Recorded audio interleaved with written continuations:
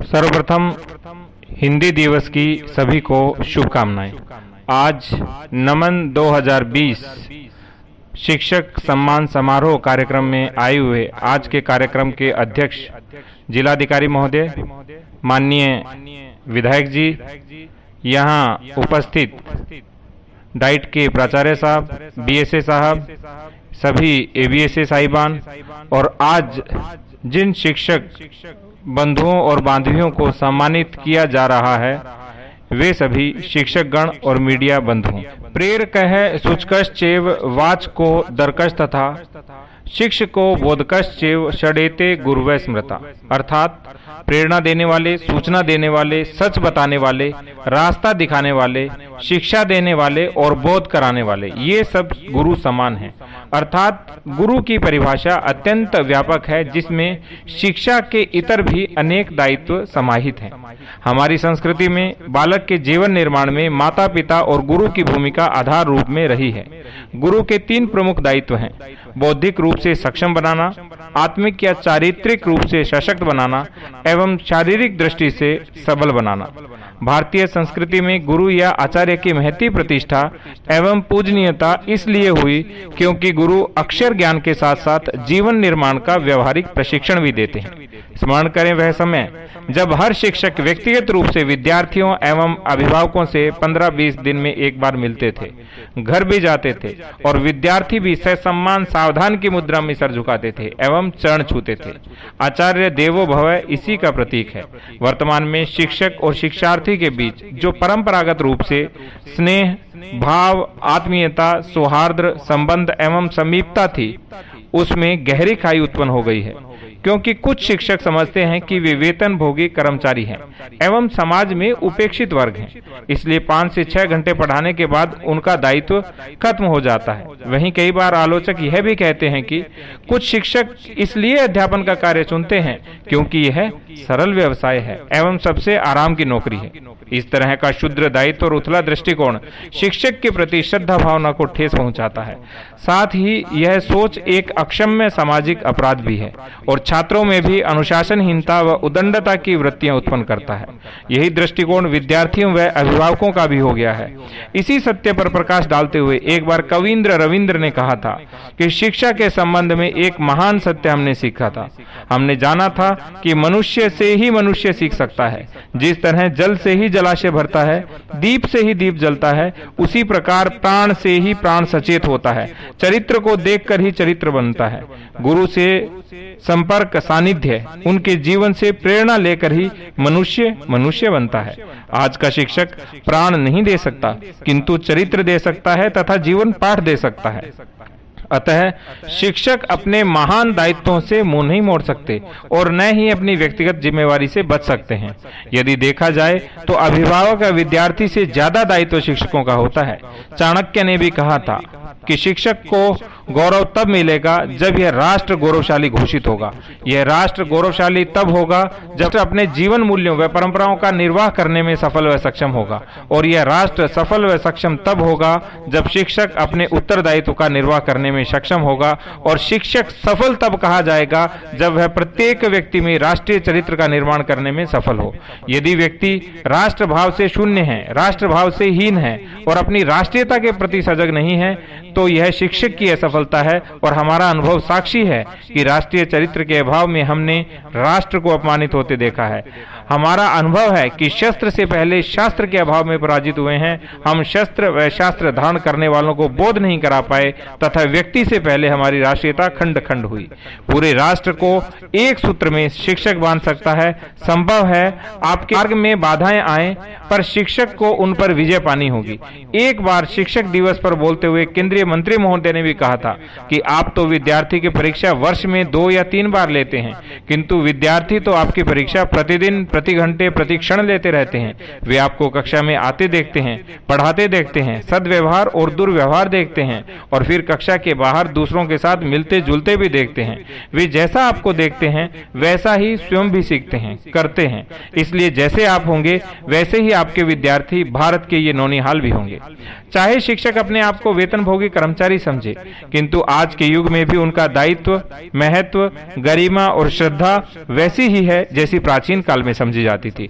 Architect किसी इमारत का नक्शा भर बनाकर अपना काम पूरा करता है। उसकी नींव खोदने से लेकर इमारत खड़ी करने और छत डालने तक की पूरी प्रक्रिया राजमजदूर, लुहार, बढ़ई आदि शिल्पी श्रमजीवी ही मिलकर पूरी करते हैं। शिक्षा तंत्र के विशाल क्षेत्र में अग्रिम मोर्चे पर लड़ने वाले सैनिकों की तरह शिक्षक समुदाय की ही प्रधान भूमिका रहती है। श्रेय का दावेदार कोई भी क्यों न बने, पर यदि नई पीढ़ी का स्तर वास्तव में ऊंचा उठाना है तो उसमें पहली श्रेणी की भूमिका शिक्षकों के श्रम और मनोयोग से ही संभव है। प्रकारांतर में भी नींव के पत्थर जैसी स्थिति में रहने के कारण शिक्षकों को राष्ट्र निर्माता कहा जाता है। जब शिक्षक सामूहिकता, सहकारिता, शालीनता, समाज सेवा, सद्भावना, स्वावलंबन जैसी व्यवहारिक जीवन की सुसंस्कारिता की दिशा में यत्न करते हैं तो अनेक चमत्कारी सत्परिणाम दिखाई देते हैं। इन्हीं बच्चों में से महापुरुष, विद्वान, तपस्वी, लोक सेवक, जननायक, कुशल नेता, डॉक्टर, इंजीनियर इत्यादि निकल कर आते हैं। वैसे तो गुणात्मक शिक्षण की कोई सांगोपांग पुस्तक या परिभाषा नहीं है, किंतु जब शिक्षकों में नैतिक और राष्ट्रीय दायित्व का बोध हो तथा रोचक और मनोरम शिक्षण की विधा स्वयं विकसित करें तो बच्चों का उत्कृष्ट व्यक्तित्व निर्मित होना अवश्यंभावी है। इसी से गुरु गरिमा पुनः स्थापित होगी और छात्रों एवं अभिभावकों के श्रद्धा पात्र बनते ही शिक्षकों को वह उच्च स्तरीय सम्मान और सहयोग प्राप्त होने लगता है जिसके लिए बड़े बड़े नेता, अधिकारी आदि भी तरसते हैं। अध्यापक बंधुओं एवं बांधवियों से निवेदन है कि वे अपनी गरिमा और ताकत को समझें। स्वयं को एक शिक्षा कर्मी में देखने के बजाय स्वयं को महान दायित्वों से जोड़ते हुए चाणक्य, विवेकानंद, डॉक्टर सर्वपल्ली राधाकृष्णन और कलाम साहब के साथ स्वयं को जोड़ें। शिक्षक व्यक्तित्व निर्माण का सांचा होता है। जैसा सांचा होता है वैसे ही प्रतिरूप बनते हैं। मुगल सम्राट बहादुर शाह जफर अपने जीवन के अंतिम दिन रंगून की जेल में बिता रहे थे। उन्हें भयंकर दुखों एवं अभावों से जूझना पड़ रहा था। यह देखकर किसी ने उनसे पूछा, आप इतने कष्ट कैसे सह लेते हैं? आपने तो हमेशा शाही महल के सुखों को भोगा है, आप अधिकारियों से इसका विरोध क्यों नहीं करते? सम्राट ने उत्तर दिया, मैंने जो अपराध किया है उनका दंड मुझे भोगना चाहिए।